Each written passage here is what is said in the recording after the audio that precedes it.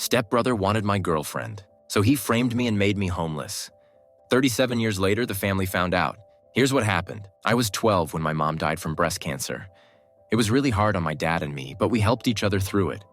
When I was 14, my dad got remarried to a woman named Ashley. She had 2 kids, Mark, who was my age, and Emily, who was 12, like me. I got along with Ashley and Emily okay, but me and Mark just didn't see eye to eye. We fought all the time.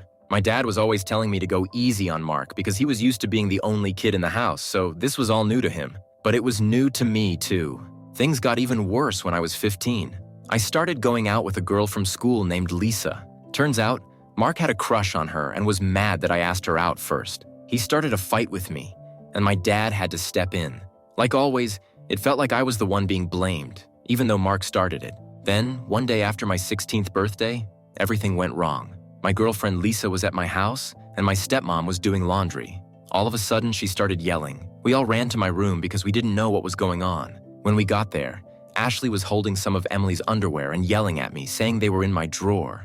I was shocked. I had never seen them before and told her that, but nobody believed me. Mark saw his chance and jumped in, saying he'd seen me looking at his sister and thought it was weird. He even lied and said he'd heard me say I wanted to marry Emily. Lisa believed him right away. She slapped me, called me a bad name, and broke up with me right then and there. My dad, believing Mark and Ashley, grabbed me and threw me out of the house. He yelled that he wouldn't let a pervert hurt his daughter.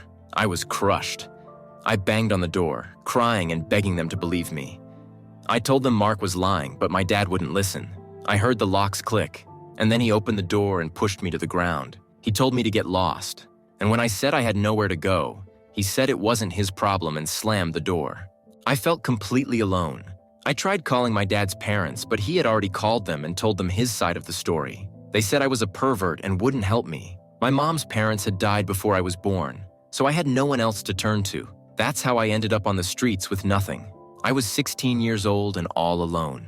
I spent the next 2 years living on the streets, doing whatever I had to just to stay alive.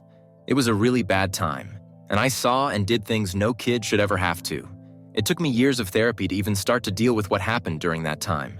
Right after I turned 18, my life got flipped around, and I ended up far from home, trying to figure things out. It was a rough time. To handle it, I got a job at a boxing gym and really got into the sport. It wasn't about becoming a pro, but it helped me deal with all the anger and frustration I was carrying. When I was 35, after years of working on myself, I met Amy. She was like a burst of sunshine, a 20-year-old who always lit up the place. She hung out at the cafe near the gym, and even though we were at different points in life, we just clicked. We dated for a couple of years and then got married. Her dad was an electrician and gave me a job after we were married. He never said it straight out, but I think he wanted to make sure I could take care of his daughter and maybe keep an eye on me. Now that I'm a dad, I totally get it. 15 years and 4 awesome daughters later, Amy and I are still going strong. She's been my rock, always there for me, cheering me on. She encouraged me to get my GED, and I just passed my master electrician test. I owe her so much for how she's made my life better. Last weekend, something crazy happened.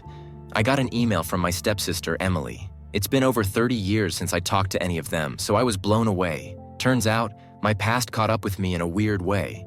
Seems like my stepbrother, Mark, was bragging to his friends about how he stole my girlfriend, Lisa, years ago. They were all laughing and saying mean things about me, thinking I was down on my luck. But guess what? Lisa was there and heard the whole thing. She called Emily right away, and Emily spent the whole weekend trying to find me. Emily's email was really long and full of apologies. They finally know the truth about what happened. I don't have bad feelings toward Emily. She was young and didn't know any better, but I'm not sure about reconnecting with them. Therapy helped me let go of the anger and pain. The love from my wife, kids, and in-laws is all I need. Part of me wants to just ignore the email and move on. But my wife, who can be a little bit mischievous, thinks I should say something back like, "Took you long enough to believe me, only 30 years. There's this boxing quote I have in my house. To see a man beaten not by a better man but by himself is a tragedy. It reminds me of how much I've grown and how important it is to forgive myself.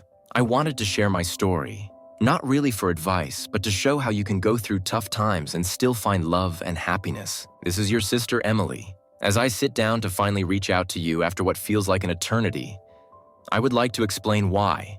I understand if you choose not to read this, but I truly hope you will take the time to at least hear me out. A lot has changed in our family since you left. Mom and Dad are still together and are preparing for retirement. I got married, and now you are an uncle. Mark and Lisa eventually got married, and they have no children.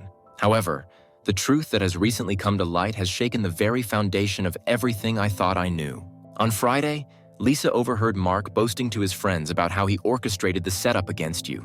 As they all got drunk, he laughed about how he manipulated the situation to make you look bad and how he convinced us to turn against you. They laughed about the pain he caused you and the lies he spread, all while belittling you in the cruelest and meanest ways possible, saying things like, "They hope you died on the streets." Lisa could not keep this bombshell to herself, and when she confided in me, my world came crashing down. To think that I could have been so wrong about you for all these years is a heavy burden to bear. I cannot begin to express how deeply sorry I am. As is Lisa. We both realize now the extent of the manipulation and deceit that was carried out against you, and we are devastated by this fact. After sharing this revelation with Mom and Dad, Dad started crying, really crying. I have never seen him cry before. I believe it is because he has been carrying around a lot of guilt all these years. Now, knowing the truth, he's having to deal with the consequences of his actions. However, after several hours of talking, we all came to the conclusion that we needed to find you and make amends. I have spent hours trying to locate you, in the hopes that I could reach out and extend a heartfelt apology for the years of misunderstanding, mistreatment, and hurt. First of all, I want to apologize for never taking the time to contact you before. I was misled by Mark and Dad, who constantly painted a negative picture of you in my mind. They filled my head and heart with lies, and made me believe that you were someone you were not. For a while, I held on to hope that you would come back home, but as time passed and their words continued to poison my thoughts, I let go of that hope and allowed myself to believe the worst about you. It pains me to admit that I even started to hate you, despite the fact that deep down, I always considered you a brother to me. I felt betrayed by the twisted image that was presented to me, and I regret not reaching out to hear your side of the story sooner. I know that words can never undo the damage that has been done to you, but I sincerely hope that you can find it in your heart to forgive us. We long to make amends, to start anew, and to maybe even make up for lost time. Please know that I am truly sorry for the pain and hurt that you have endured because of our ignorance and blindness. I hope that someday we can meet in person so that I can look you in the eye and express my remorse face to face. I can only hope that you will consider giving us a chance to right the wrongs of the past and to heal the wounds that have been inflicted on you by us. With all my love and sincerest apologies, that your sister Emily. This is my message back to her. Dear Emily, I appreciate you taking the time to reach out to me. I must be honest with you. The years of pain and hurt caused by the lies and manipulation by Mark and the betrayal by Dad have left deep scars that will never truly heal. The betrayal and abandonment I experienced at the hands of my own family have left me with a sense of distrust and resentment that can never be overcome. The damage that has been done has impacted me in ways that you may never fully and truly understand. The idea of trying to reconcile now feels like an insurmountable task. While I understand that you are now aware of the truth and are genuinely sorry for what has transpired, I find it difficult to simply forgive and forget. I have spent years in therapy trying to come to terms with the pain and deep trauma I endured. I have worked hard to build a wonderful life for myself that does not rely on the presence or approval of those who turn their backs on me. I have found peace and closure in distancing myself from those who caused me harm, and I do not see the need to reopen old wounds in the name of reconciliation. While I am grateful for the apology and the newfound awareness of the truth, I do not feel compelled to rekindle a relationship that was built on lies, deception, and betrayal after all these years. While I believe in the power of forgiveness, that is not something I can give. I wish you all the best in your life, I really do, but I must prioritize my emotional health and self-preservation above all else. I hope you can respect my decision and understand that the wounds of the past will take a lifetime to heal. I would appreciate it if you could pass this on to the others, and please do not reach out again. I must look to my future and not my past. Sincerely yours. Last update. Hi everyone, just wanted to give you all a final update. I know many of you were worried about my old family trying to contact me after I asked them to leave me alone. Thankfully, it's been very quiet. I think my response made it clear they weren't family anymore, and they've decided to accept that. Aside from that, everything has been wonderful. Actually, better than wonderful. We found out we are having a baby boy. We weren't expecting it, but we are thrilled. And the girls are too.